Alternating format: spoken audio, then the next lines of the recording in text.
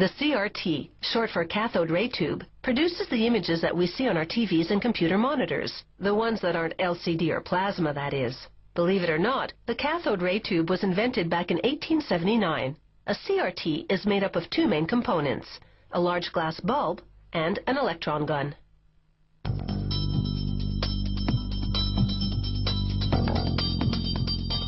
CRTs start with a molded glass bulb. First, workers remove microscopic debris using a high-pressure water rinse.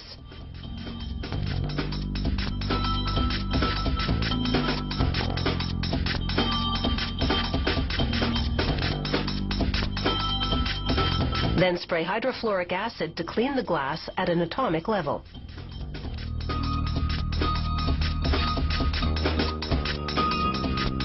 They pour a phosphor solution into the bulb.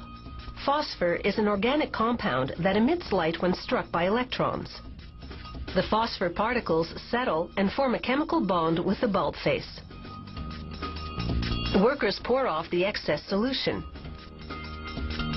and clamp the bulb over a nozzle that sprays clear lacquer.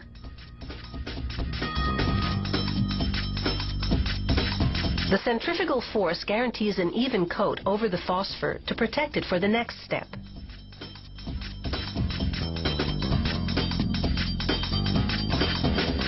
He paints a conductive coating over the anode button, which will provide a flow path for the electrons that'll light up the phosphor particles.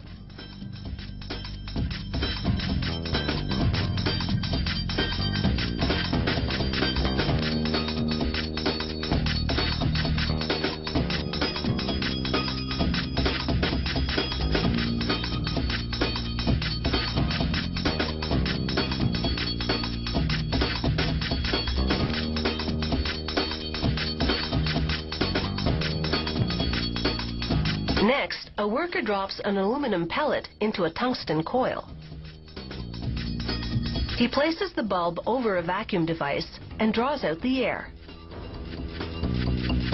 Then he applies an electrical current to the coil. It evaporates the aluminum pellet, which spreads a mirror-like coating on the inside of the bulb. Now they heat the bulb to 218 degrees Celsius for 1 hour. This bakes out the lacquer and any trace of moisture.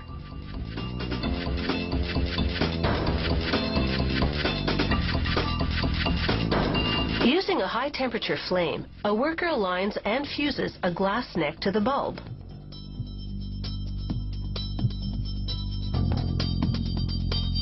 Then he paints it with the same conductive coating.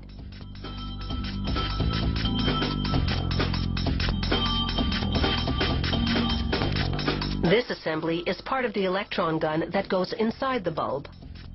It shoots electrons at the bulb's phosphor particles. That lights them up, creating the images we see on screen. Workers stack the grid cups that focus the electrons on the screen. Then, using beading glass, align and fuse them into position. Robots heat and affix the beading glass to assemble the electron gun components. They cool off the gun with pressurized air. Once cool, a worker builds up the gun and inserts the completed gun assembly into the bulb.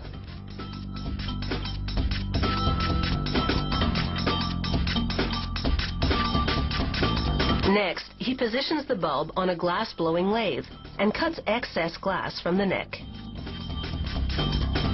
Using a graphite paddle and a high-temperature torch, he mates the glass neck to the electron gun's stem.